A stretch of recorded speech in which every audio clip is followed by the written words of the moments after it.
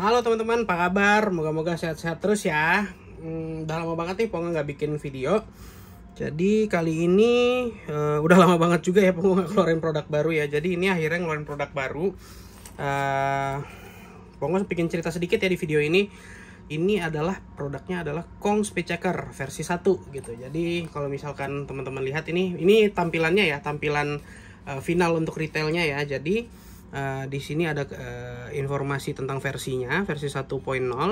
Terus ada logo Pongo. Di sini logo unicorn, logo siapa sih sebenarnya? Mungkin dari kemarin-kemarin udah ngeliat ya. Jadi ini adalah logo King Unicorn. King Unicorn itu siapa sih? Itu adalah alias dari programmer yang mendesain program dari Speed Checker ini gitu. Jadi itu adalah partnernya Pongo ya, kolaborasinya Pongo dengan dia gitu. Jadi ini ada warna body dan door-nya. Nah, nanti Pongo jelasin bagian mana sih yang body, bagian mana yang door gitu ya.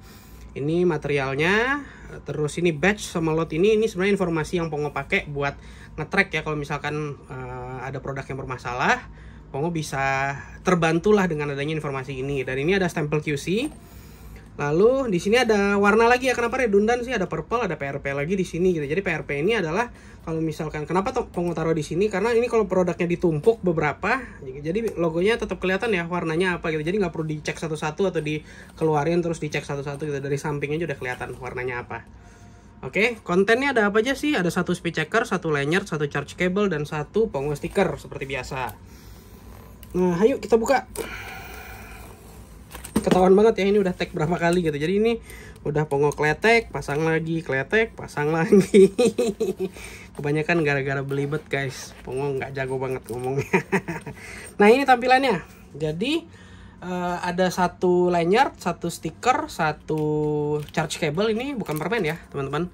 Ini data kabel tuh tulisannya. Ini adalah kabel isinya panjang 25 cm, pendek. Tapi ini kabel yang muat masuk ke dalam case kecil ini.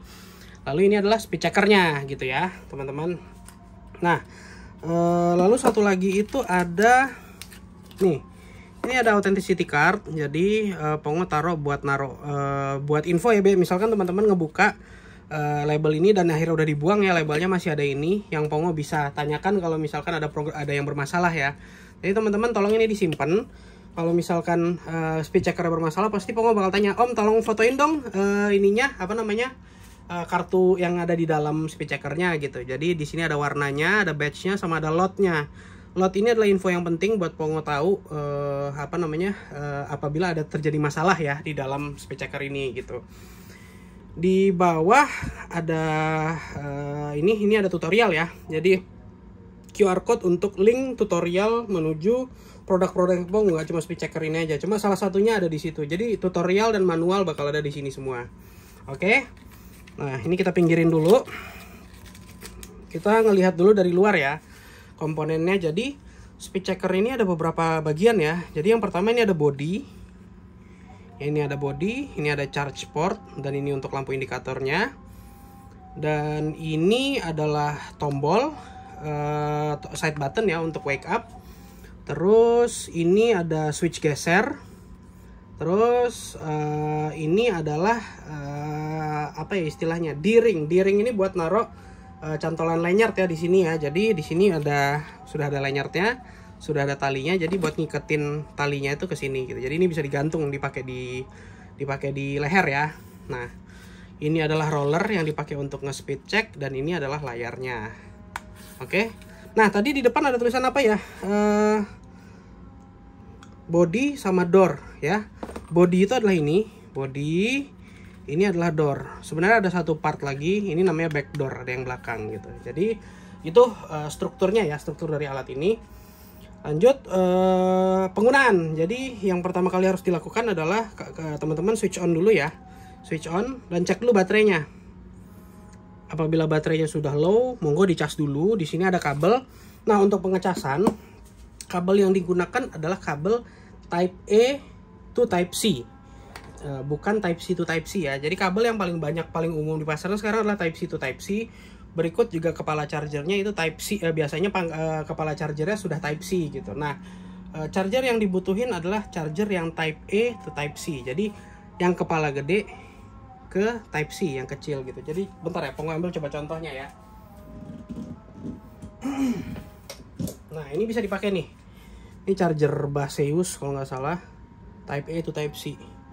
Mau pakai yang jelek juga, yang apa namanya, bekasan HP lama gitu yang masih Type A itu juga bisa dipakai, karena dia daya untuk pengecasannya hanya 5 volt 1 ampere teman-teman. Nah begini ya tampilannya ya. Jadi kalau misalnya teman-teman ini kan kabel charger yang Pongo kasih itu ukurannya 25 cm. Kalau teman-teman butuh yang lebih panjang silahkan beli di marketplace, tapi pastikan dia Type A to Type C. Oke. Nah carry on, kita nyalakan. Nah ini teman-teman ada beberapa informasi ya. Di sini ada RPM. RPM itu adalah RPM dari roller ya, bukan RPM dari ban atau RPM dari dinamo gitu. Jadi RPM ini gunanya untuk sebenarnya untuk Pongo sih, untuk memastikan kalau misalkan ada produk bermasalah, Pongo bisa ngecek pertama kali dari RPM rollernya.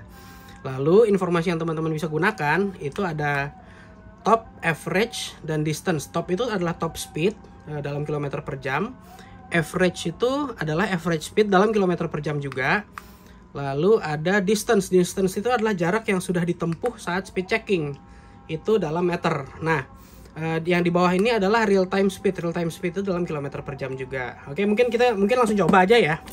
Kita coba nyalain. Kita biar mati dulu. Nah, ini nyalain. Oke.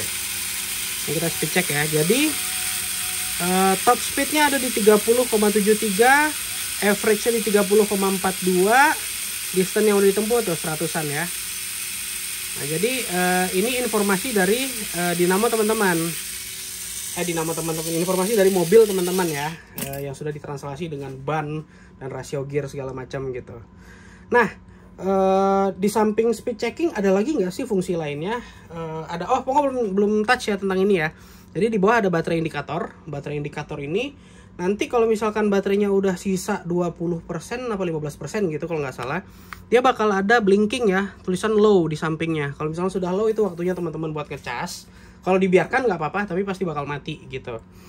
Nah sama satu lagi, kenapa dari tadi mati mulu ya? Jadi ini ada standby mode. Jadi ini ada counter standby. 2, 1, dia akan matikan layar untuk menghemat baterai. Nah untuk membangunkannya kembali kita tinggal hold 0,2 detik dia akan nyala gitu. Nah kalau misalnya teman-teman butuh waktu lebih panjang buat misalkan buat nunjukin ke temen gitu, nih speed gua gitu, takut waktunya habis, klik lagi aja teman-teman, klik dia bakal balik ke 8 detik lagi tuh oke. Nah selanjutnya yang mau Pongo perlihatkan adalah time attack mode. Nah time attack mode adalah kalau misalkan teman-teman lihat di speed checker Tamiya itu ada tuh biasanya kita set 100 meter, kita taruh speed checkernya, kita taruh mobilnya, kita jalankan time attack-nya, mobil akan melewati 100 meter itu, 100 meter teoritis itu dalam waktu berapa detik. Nah di alat ini juga Pongo punya fitur tersebut. Jadi kita tinggal hold klik untuk membangunkannya. Ini kondisi switch ini ya, nyala terus ya dari tadi ya. Hold switch. Terus kita tinggal 3 kali klik. Tuh 2, 3. Nah, dia akan ganti ke 0 100 meter. Nah, informasi yang disampaikan di sini sama, ada top, average, sama real speed. Real speed yang tadinya ada di tengah itu geser ke atas sini jadinya ya. Teman-teman, RPM-nya jadi hilang. Karena di sini nggak terlalu kepake ya. RPM itu dipakai hanya waktu speed checker doang, dan itu pun gunanya buat Pongo melakukan diagnosa kalau misalkan lagi jalan nih ketemu sama punya teman-teman, terus ada yang nyampein, ini ada problem nih dengan speed checker, Pongo salah satunya bisa ngelihat lewat situ gitu. Nah 0 sampai 100 meter ya, kita coba ya speed checking ya. Jadi ini 100 meter nih speed checkingnya, time attack-nya. Oke.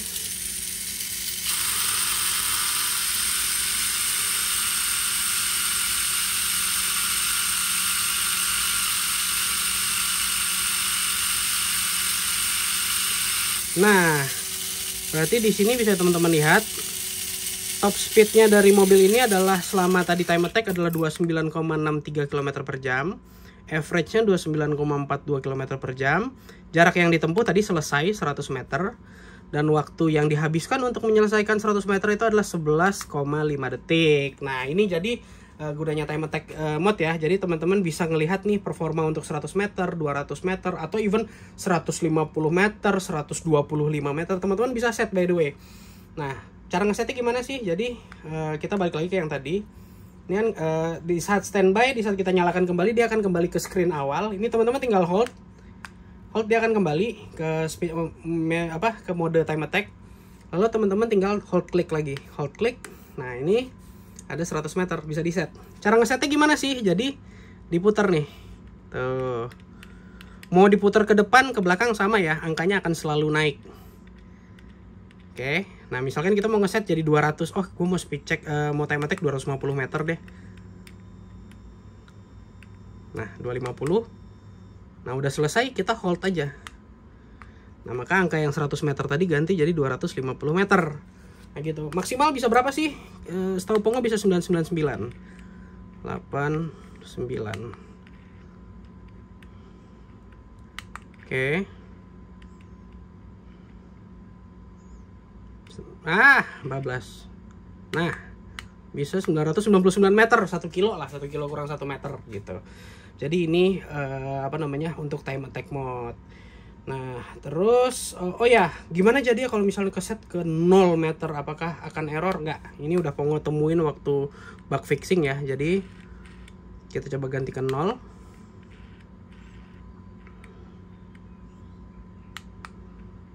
Oke. Udah 0. Nah, ini nggak bakal mau di hold.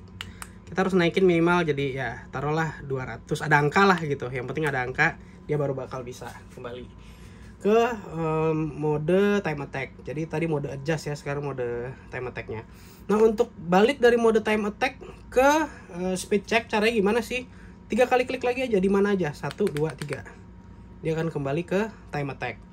Bisa juga nih, kalau misalkan teman-teman bingung banget atau ngehang atau gimana gitu ya, kita nggak tahu apa yang kejadian, namanya perangkat elektronik ya. Misalkan teman-teman udah mau balik itu, di samping 3 kali klik bisa juga dengan matikan, nyalakan lagi, dia akan kembali ke mode speed checking. Nah, terakhir nih yang mau Pongo ceritain adalah tentang charging. Nah, tentang charging ya, jadi Pongo coba nyolokin charger dulu deh, bentar-bentar.